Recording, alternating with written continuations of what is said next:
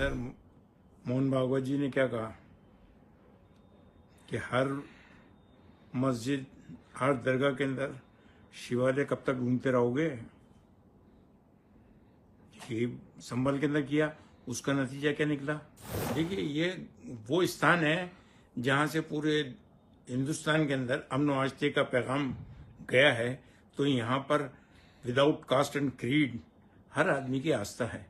ये जो कुछ भी माहौल अभी क्रिएट किया गया है या किया जा रहा है, ये समाज और देश दोनों को बांटने का है। मैसेज तो ये है कि हम आपस के अंदर जो भाईचारा बना हुआ गंगो जमनी तालीम को लेकर के वो बना रहे और किसी किस्म का कोई क्लैश यहाँ पर इन बातों को लेकर के नहीं होना चाहिए और शांति भंग किसी कीमत पे नहीं होनी चाहिए। जनाब, दरगाह में हिंदू मंदिर का दावा, प्रार्थना पत्र कोर्ट में स्वीकार, 3 पार्टियों को नोटिस दिया गया है। क्या कहना चाहेंगे इस पूरे मामले में?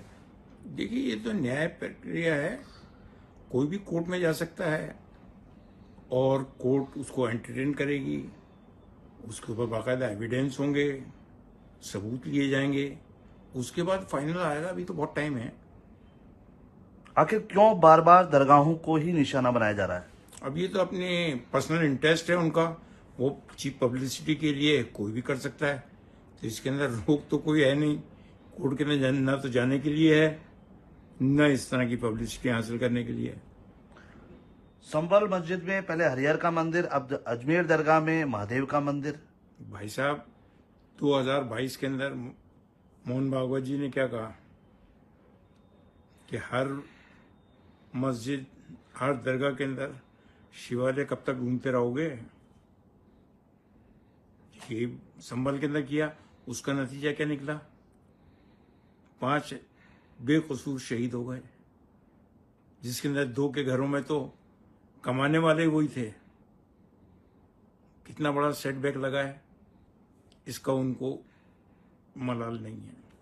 आप गरीब नवाज के वंशज हैं, आध्यात्मिक गुरु भी हैं, लेकिन आपको पार्टी नहीं बनाया गया, इसमें क्या कहना चाहेंगे? देखिए, इसके अंदर हमारा वकीलों का, एडवोकेट्स का, हाई कोर्ट, सुप्रीम कोर्ट तक का एक पैनल बना हुआ है। हम उनसे रह लेंगे।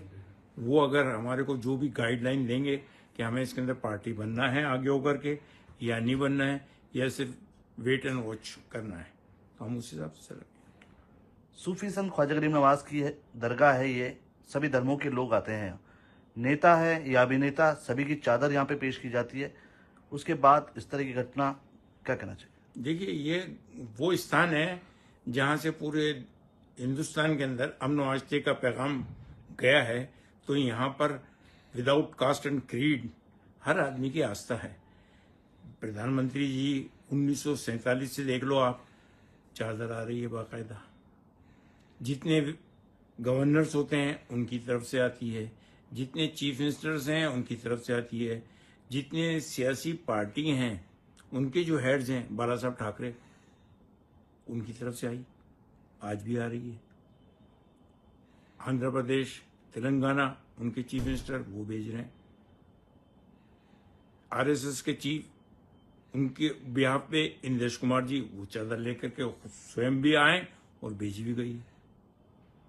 नीतीश कुमार जी, उनकी तरफ से चादर आई है। तो हर धर्म का आदमी जिनकी इसमें आस्था है वो तो चादर भेजेगा ही। आरएसएस की तरफ से भी चादर पेश होती है यहाँ पे, इंद्रेश कुमार। बिल्कुल होती है, इसमें कोई दो राय थोड़ी है। उनकी आस्था है, ये स्थान ही वही है, यहाँ से अमन वास्ते का पैगाम गया है। आरएसएस भी अपने विंग्स के अंदर जो शांति का पैगाम लेकर के चलती है, तो उसकी बहुत बड़ी मिसाल है। संभल में हिंसा हुई, अजमेर जो दरगाह है वहाँ हिंदू अनुयायी ज्यादा हैं, हिंदुओं की आस्था ज्यादा है। क्या इस तरह की मामलों से क्या हिंसा भड़केगी या कुछ उपद्रव हो सकता है? देखिए, हिंसा तो भड़केगी, नंबर 1। नंबर 2 ये कि यहाँ जितनी हिंदू आबादी है वो सवेरे अपनी दुकानें खोलने से पहले जब यहाँ से गुजरते हैं तो दरगाह की सीढ़ी पे अपनी दुकानों की चाबी रख के जाते हैं वो, और फिर जाकर के दुकानें खोलते हैं। आज भी ये परंपरा है। जो हिंदू औरतें हैं वो अपने बच्चों को मस्जिदों के बाहर गोद में लिए हुए खड़ी रहती हैं कि मस्जिद से नमाज पढ़ के जो भी निकलता है वो उनके बच्चों को फूंक मारता हुआ जाए, ताकि उनको जो बीमारी लगी हुई है वो दूर हो। और ये जो कुछ भी माहौल अभी क्रिएट किया गया है, किया जा रहा है, ये समाज और देश दोनों को बांटने का है। संभल मस्जिद पे विष्णु जैन और अजमेर में विष्णु गुप्ता, कौन है ये आखिर विष्णु गुप्ता? इतना तो मैं इसको जानता भाई, मैंने नाम ही पहली मर्तबा सुना है कि ये साहब हैं कौन से और कौन सी किताब, जिस किताब का वो रेफरेंस लेके चल रहे हैं हरबिला शारदा साहब की अजमेर हिस्टोरिकल एंड डेस्क्रिप्टिव, उससे पहले ये 1910 की है, उससे पहले 1716 की एनसाइक्लोपीडिया ऑफ ब्रिटेनिका, वो क्या कह रही है पहले उसको पढ़ लो। कर्नल जेम्स टॉड 1829 के अंदर जो किताब लिख गए हैं, उसके अलावा कैवेंडिश रिपोर्ट, उसको पढ़ लो। अजमेर के दरगाह के अंदर जो मुतवली शिप, जिसको आज की प्रेजेंट जबान के अंदर नाजिम कहते हैं, 8 मुतवली हिंदू हजरात हुए हैं। उनके 10 ईयर के अंदर कितना डेवलपमेंट हुआ। खांडे राव का आप इतिहास उठा के देखो, उसने कितना डेवलपमेंट किया। इसके अलावा 1947 का जजमेंट है प्रिवी काउंसिल लंदन का, AIR 1947 पेज नंबर 1, मुतवली शिप को लेकर के, उसके अंदर दरगाह की पूरी हिस्ट्री दी हुई है। 1961 फुल बेंच है, 5 जजेस की बेंच है सुप्रीम कोर्ट की, पेज नंबर 1402 से 1419 के ऊपर बिल्कुल क्लियर कट जजमेंट दिया हुआ है, उसके अंदर दरगाह की हिस्ट्री है। JPC की रिपोर्ट 20 दिसंबर 2002 की, उसके अंदर देख लो आप, उसके अंदर दरगाह की हिस्ट्री दी हुई है।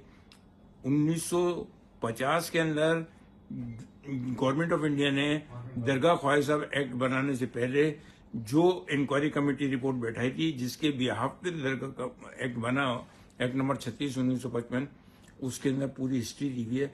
और उसके चेयरमैन जो थे वो इलाहाबाद हाई कोर्ट के सिटिंग जज थे। उन्होंने जो अपनी रिपोर्ट दी है वो पार्लियामेंट के पटल के ऊपर है, आप उसको पढ़ लो। और दरगाह की जितनी हिस्टोरिकल एंशियंट 200-300 साल पहले की किताबें हैं, उसको आप उठा के देख लीजिए। नंबर 2। नंबर 3 ये कि जहां तक मुगलों का सवाल है, वो तो 1526 के अंदर आए हैं मुगल। बाबर जो आया है, इब्राहिम लोदी से जो उसकी लड़ाई हुई है, उसके अंदर राणा सांगा ने साथ दिया है। और यहाँ अजमेर के ऊपर हुकूमत राणा सांगा की भी रही है। जितने हिंदू राजा रजवाड़े हैं वो सब यहाँ पे आस्था रखते थे, और जितनी जंगें होती थी वो यहाँ पर आकर के अपनी तलवारें रख करके, यहाँ से इजाजत लेकर के, यहाँ दुआएं मांग करके यहाँ से जाते थे। वो मुगल जब आए, उनकी भी आस्था इधर पड़ी, उन्होंने भी किया ये। किस तरह का मैसेज आप देना चाहेंगे? मैसेज तो ये है कि हम आपस के अंदर जो भाईचारा बना हुआ गंगो जमनी तालीम को लेकर के, वो बना रहे, और किसी किस्म का कोई क्लैश यहाँ पर इन बातों को लेकर के नहीं होना चाहिए, और शांति भंग किसी कीमत पे नहीं होनी चाहिए। हर आदमी को ये चाहिए, उसकी पर्सनल मॉरल ड्यूटी बनती है कि वो इस किस्म की बातों के अंदर गलतफहमी का शिकार ना हो।